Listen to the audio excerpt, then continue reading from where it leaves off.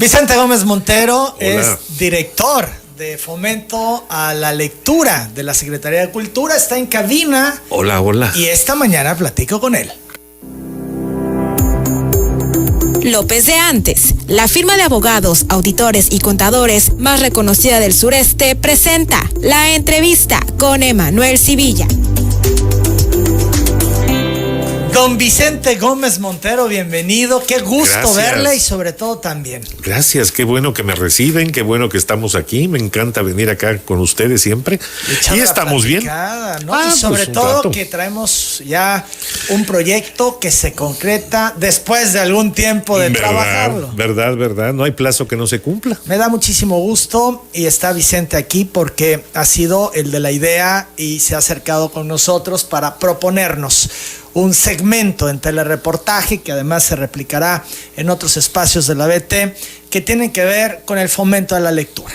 Sí, en algún momento dado, bueno, no en algún momento dado, se me dio la encomienda de ser director de Fomento a la Lectura de la Secretaría de Cultura y en estos últimos tiempos pues he tenido algún problemilla de salud por allí que me ha impedido pues dedicarme de lleno, ¿no? Bueno, vale la pena decir que esto lo veníamos trabajando de meses atrás. Sí, claro. Y claro. ya estábamos casi listos. ¿Y qué le da COVID a don Vicente? Déjese COVID, profesor. Me tengo que ir al hospital unos días que bastante. Se pone mal que. Sí, yo pensé que ya no los volví a ver, ¿eh? Nos preocupó mucho. Dije, voy a oírte el reportaje desde allá, desde el cielo, en un monitor que tienen, en la idea de que me falla, que me hubiera yo ido al cielo. Bueno, ¿verdad? es que estás muy seguro de que te irías sí, para claro. allá, ¿eh? Entonces, pues estas cosas no me han dejado, pero obviamente ¿cómo se llama? La confianza del ciudadano Ramiro Chávez Gochicoa, el señor secretario de Cultura,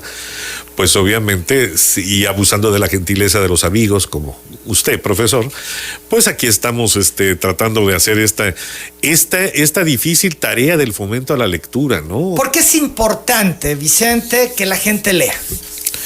Bueno, vamos a ponerlo de dos maneras muy, muy interesantes. Primera, hay documentos en la vida del hombre que debe leer. La Constitución mexicana, las leyes, las debes leer.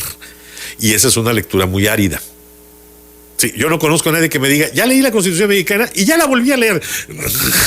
No conozco a nadie. Es decir, hay gente que sí lee varias veces la Constitución. Pero por cuestiones de trabajo, los por abogados, supuesto. Pero el ciudadano común y corriente lee. Porque no creo que ni los diputados, tristemente, conozcan la Constitución. Pues mire, yo también ya lo dudo, ¿eh? Antes no lo dudaba yo creía que los diputados eran gente muy bueno, de otro modo. Si les contara. De otro modo. Mejor no, mejor no les cuento. Seguimos en este tramo. Entonces, la literatura, la poesía, el teatro, la novela, el cuento, esa es la lectura que te fortifica, que te quita ese árido que debiste haber leído. Entonces la literatura es otra cosa. La literatura sí te ayuda a descansar la mente, a relajarte, a entender una buena idea, a conocer una buena historia. Pero si no leemos ni una ni la otra, algo nos está fallando, ¿no? Entonces eso es lo que yo creo que nos ha faltado. Entender que hay documentos áridos que debemos leer, ni modo. Somos ciudadanos para ser un buen ciudadano. Pero también hay documentos más lights, más agradables, más... pues no sé, más modernos, pero cotidianos. Que también tienen fondo. Y por supuesto. También simbran. Claro.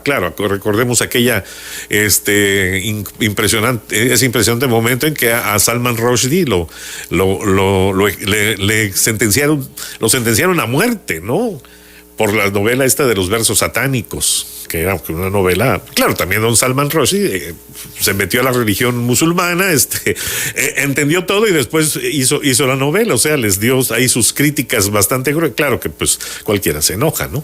Sí, por supuesto, pero bueno, es importante y vemos un gran desinterés y ahora con la tecnología del teléfono que todo es más visual. Sí, claro. Se ve menos, tristemente. Sí, tristemente, porque además, y ese es el otro punto, ¿no? La tecnología nos debió haber ayudado a leer más. Y no. pero no es culpa de la O tecnología. se lee tal vez un poco más en lo que estás en el rollo de Twitter, de Instagram, de Facebook, de lo que pones en cuestiones políticas o de otra índole, a veces poco relevantes, Bueno, y todo muy ligero, ¿no? Pequeños fragmentos, Claro. uno tras otro. Entonces tal vez sí se está leyendo, pero no en forma, no con un libro que pudiera ser digital o físico, y que permita que uno experimente esa sensación de introducirte en la historia, de soñar, de identificarte con personajes, ¿no? Hay personajes entrañables en la vida de la literatura, ¿no?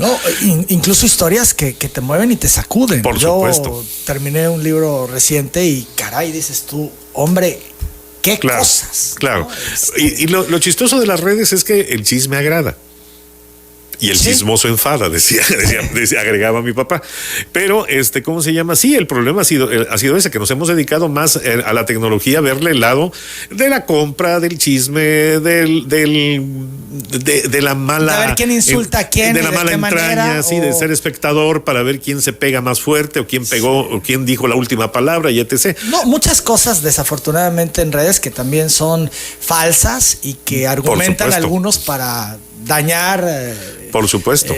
La buena fama, podríamos decir, de la gente, y están dedicados a eso. Y bueno, la gente es lo que está tragándose todos los días.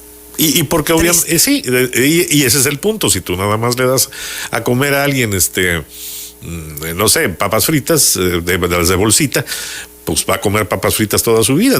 Y si nunca le diste o te diste la oportunidad de comerte un filetito con tus papitas, con tu lechuga, con tomate, que eso es... La literatura es eso, es una alimentación del espíritu.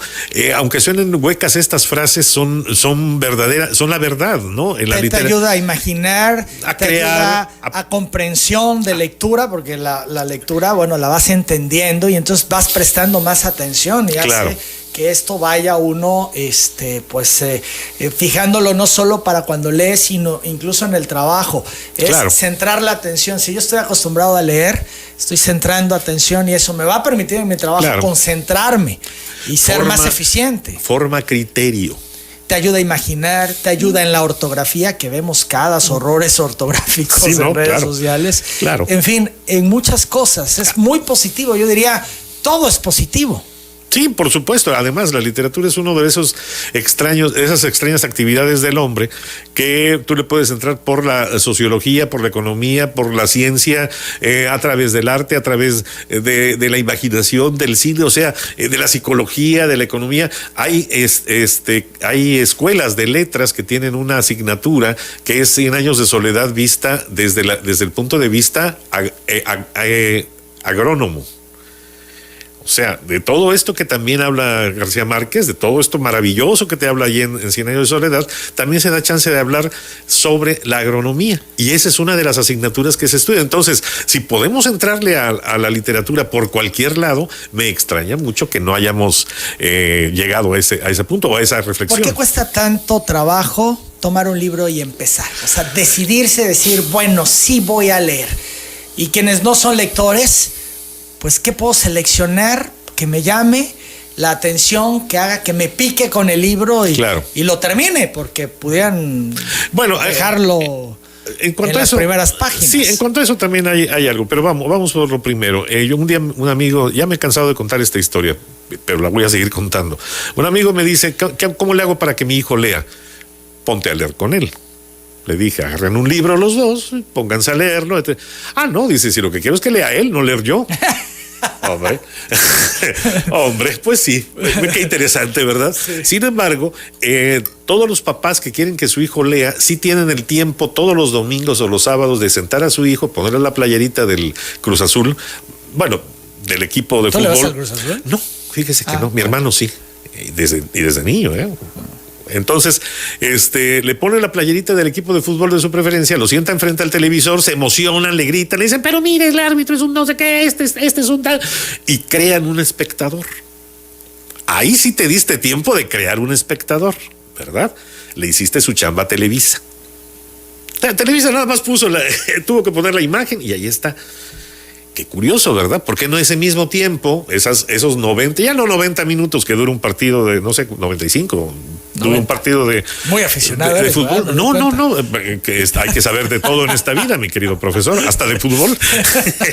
Entonces, ya que creaste un espectador, ¿por qué no te das ese mismo tiempo? No tanto, media hora, 20 minutos diarios, lee 2, 3 páginas, lee un cuento, lee algo que no sea el Quijote, no empieces con el Quijote. Porque, sí, no puede ser nada denso, porque si no tienes el hábito te va a costar mucho trabajo. Por supuesto. Ni lo vas a tomar. Ni lo vas a disfrutar. Entonces tiene que ser poco a poco con lecturas que te atrapen de primera intención. Ahora, tampoco es manda, ¿eh? O sea, si un libro no te atrapó en las 10 primeras páginas, pues con la pena, ¿no? Ahí va. Gracias, no, este señor no me funcionó. Jorge Luis Borges decía que los libros te encuentran, tú no encuentras a los libros. El libro es el que te busca, te encuentra y dice, aquí es donde yo me voy a quedar. Y es fascinante leer, en verdad, se los digo. Por supuesto. Caray. Es una pena la gente que no lee, de lo que se están perdiendo. De lo que se están perdiendo. Ahora, tampoco es magia, ¿no? Me acuerdo mucho de un del Consejo Nacional de la Publicidad, de unos spots que hizo sobre la lectura, y la señora Legarreta, Andrea Legarreta, decía, yo cuando leí ya el mundo fue otro, ya no, espérate, no es magia, no, se ve que no has leído un libro en tu vida, sí, no es magia, no es magia, es un proceso de culturización de tu parte, porque hasta eso, en la Constitución misma, la educación está perfectamente bien contemplada, la cultura, ¿no? Tristemente. Pues, los legisladores de aquí. 8 de la mañana, 44 minutos, ¿qué podemos esperar de los legisladores, no? Y de todos los tiempos. Cuando no leen ni siquiera la Constitución. Bueno, por decir algo, ¿no? Bien, vamos a ir a la pausa, Vicente, si te parece, y les presentamos este proyecto que, insisto, a mí me motiva, y cuando lo conversamos y lo fuimos afinando, bueno, pues hasta me emociona. Volvemos. Se llama Leamos por Tabasco. ¿Por qué leamos por Tabasco? Bueno, primero que nada, Tabasco ocupó un deshonrosísimo lugar en alguna época del estado número 29.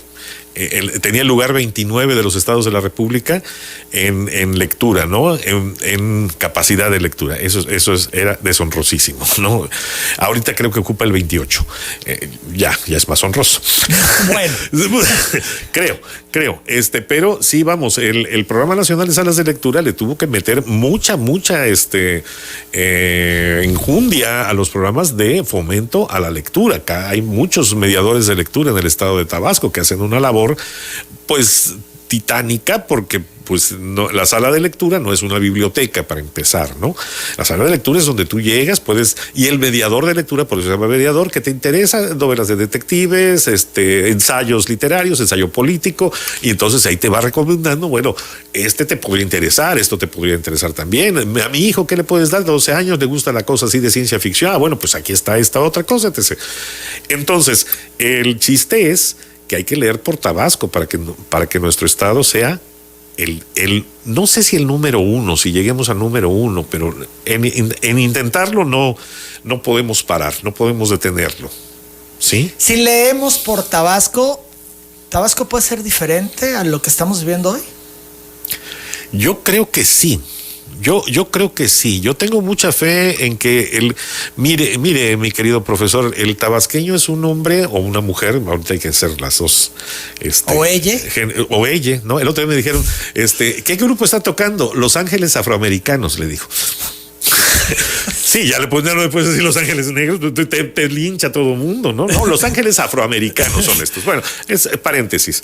Los tabasqueños y las tabasqueñas son gente que tiene una gran perspicacia de lo cotidiano.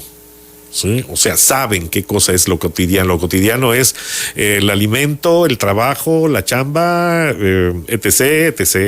El calor, los mosquitos, etc. Ahora el COVID ya está. La injundia, la algarabía. La injundia, la algarabía, sí, todo eso está. Y hay autores tabasqueños muy centrados en todo eso. Teodosio García Ruiz, por ejemplo, que en paz descanse, tiene muchos libros de poemas que se llaman Atastacity, Villahermosa Country, donde él hace una remembranza de esto que él vio de niño caminando por Tamultes, blues, etc., ¿no? Entonces, estas cosas le deben interesar al lector, ¿no? Hay gente que en la actualidad hay muchos jóvenes que están escribiendo, hay una gran profusión de muchachos y muchachas que están haciendo lo que en algún momento empezamos a hacer nosotros, ya no tan muchachos, claro, en mi época. Pero ellos están haciendo ahorita esa remembranza de la Villahermosa cotidiana, del Tabasco cotidiano, que a la gente le debe interesar. Porque no te estoy hablando de que había un señor que se volvió loco por leer novelas de caballerías, que es una historia interesante, es una historia linda también, cómo no. Pero también te estoy hablando de cómo se hirieron las plazas que pues vinieron a tapar vasos reguladores y etc. Y la historia es conocida. Pero hecho que no se retrata en la literatura, hecho histórico, que no se retrata en la literatura, como que no sucedió. ¿Sí? 8 de la mañana, 51 minutos. Leamos por Tabasco, va a ser una cápsula que presentaremos aquí en Telereportaje los martes y los viernes. Estará Vicente Gómez Montero compartiéndonos recomendaciones de libros para que, bueno, pues el viernes sobre todo, que se aproxima el fin de semana, pues aprovechemos mejor nuestros tiempos, ¿no? Así claro, lo pensamos, claro. Y decir, bueno, voy por este título y me engancho el fin de semana, ¿no? Claro. Y puedo darle rienda suelta a la lectura. Insisto, quienes lo hacen, les cambia la vida. Yo, sí, de mucho más joven, no era lector. En la escuela, de alguna manera, forzado por cumplir con las materias en literatura y demás. Y posterior a ello entré en una nueva etapa en mi vida y ha sido sumamente importante. Excelente, mi querido Entonces, profesor. Por eso lo digo y por eso lo recomiendo, porque sí es otra perspectiva de las cosas cuando ya tienes el hábito de la lectura. Claro. Son las 8 de la mañana, 52 minutos. Vamos entonces a presentarles hoy esta primera cápsula que será en vivo, las otras no, pero esta en vivo. Pues aquí tenemos al maestro Gómez Montero. Leamos por Tabasco. En función privada, que también le podríamos llamar al libro Los escritores y sus películas, Georgina Hernández Samaniego recopila 28 películas reseñadas por 28 escritores. La nómina de estas es impresionantemente sorpresiva. Por ejemplo, ¿quién se imaginaría una película tan estética y erótica como La mujer en llamas, reseñada por Tiosha Bojorquez, que es bastante seria y bastante correcta? O a Carmen Boullosa, que trata temas muy, muy serios en la literatura y en la política, y siempre está a la vanguardia reseñando Ben-Hur, la clásica película aquella donde sale Charlton Heston. La Bullosa también reseña a Marcor de Fellini, pero el que me llamó muchísimo la atención es un escritor que se llama Jaime Alfonso Sandoval, que hizo una serie, una saga, como le dicen ahora, sobre vampiros mexicanos. ¿Sí? Mundo Umbrío se llama, son 3-4 volúmenes de una novela, de una historia de una niña que es mitad vampiro, mitad humana, y que por eso sus compañeritos la ven feo. Bueno, Jaime Alfonso Sandoval reseña una película mexicana que se llama Santo contra las mujeres vampiro, y él se hace 3 reflexiones que son interesantes. Primera, ¿por qué los vampiros de la película corren extendiendo la capa, pero agarrando los bordes de la capa con las manos? O sea, como para darse envión así. Ay, perdón, ya le pegué aquí algo, discúlpenme. Para darse envión quizás con la capa, ¿no? Y es una cuestión aerodinámica. ¿O por qué los muertos vivientes que salen, ¿cómo se llama? Que despiertan 200 años después del ¿cómo se llama? De estar ahí muertos, reviven, pero sabiendo técnicas de lucha libre, técnicas así de lucha contemporánea y etc. Finalmente Santo corre por el bosque, cargando a la heroína, que ya la salvó, ya la salvó de los vampiros, María Duval, y se ve que hace mucho esfuerzo el Santo, ¿no? Con todo y que era luchador y que se supone que hace un poquito de esfuerzo para llevar a María Duval en brazos, ¿no? Al final, cuando ya el santo termina la película, se va y dice, y se va conduciendo un Jaguar descapotable, convertible, así, padre, ¿no? Entonces Diana le pregunta a su papá, que es el científico bueno, ¿no? Porque había un científico malo, ¿no? El papá de la muchacha es el científico bueno. ¿Quién es ese hombre enmascarado? Y le contesta el actor Augusto Benedico, no lo sé, nadie lo sabrá nunca. Pero en esta época donde la maldad de los hombres busca su propia destrucción, él estará siempre al servicio del bien y la justicia. Y agrega Jaime Alfonso Sandoval, en ese momento la gente aplaudía en el cine, ¿no? Se paraba de, viva, bravo, esa es una frase así maravillosa, ¿no? Este libro, Función Privada, reúne entonces 28 buenas plumas y puntos de vista congruentes con el ojo, con la emoción, con el sentimiento. Es una de esas joyas, de las joyas más atractivas de nuestros tiempos. La edición está a cargo de la Cineteca Nacional y parece que también todos los derechos, por ahí hubo un pleito ya después editorial que todos los autores decían, bueno, ¿y mis derechos qué onda? De la Cineteca Nacional, no, ustedes me los donaron. Claro. Que también tienen sus bemoles esto de la lectura, pero que enterarse de estas cosas. Pero este libro, Función Privada, los escritores y sus películas, es verdaderamente una joya. Y lo trae Vicente, Función Privada. Sí, para que vean que los existe. Los escritores y sus películas. Bueno, pues puede ser interesantísimo. Interesantísimo, y hay invitación claro. para que este fin de semana claro. pues puedan empezar con ello. Por un Tabasco lector. Leamos por Tabasco. Leamos por Tabasco, así es. ¿Dónde pueden encontrar este título? Mire, en la actualidad, bueno, una de las grandes ilusiones de don Enrique González Pedrero era que por cada esquina hubiera una librería o una biblioteca. Ilusión. Y quedaron nada más dos librerías así grandes, ¿no? Educal, que está en la calle Juárez y 27 de febrero, que era de estas librerías que hizo el Conaculta hace ya un tiempo, y ahí pueden encontrar este libro. El otro lugar sería la del Fondo de Cultura Económica, ahí en Sicom, la librería José Carlos Becerra, que el Fondo de Cultura pues se puso la pilita hace unos años y ya empezaron a hacer, al menos una librería tienen en cada estado, con el nombre de algún poeta o escritor famoso del estado. Aquí le tocó a José Carlos Becerra, que es un buen poeta tabasqueño, ¿no? Y merecidísimo, además, como no, claro. Sobre todo, después, en algún momento dado, van a escuchar ustedes por ahí en una de las cápsulas sobre la novela La mañana debe seguir gris, de esta escritora Silvia Molina, que tuvieron una relación amorosa, José Carlos Becerra y ella, en Londres. Entonces ella cuenta todas las cositas que no sabemos de José Carlos, que no sabíamos de José Carlos Becerra, y ya las vamos a saber. Parece que a la familia aquí en Tabasco no le gustó mucho la novela, pero bueno, eso es otra cosa. 8:57, Vicente, muchas gracias. Al contrario, gracias a ustedes, vamos a estar aquí lo más posible. Agradezco mucho nuevamente que me reciban y siempre es un placer venir con ustedes. El maestro Vicente Gómez Montero.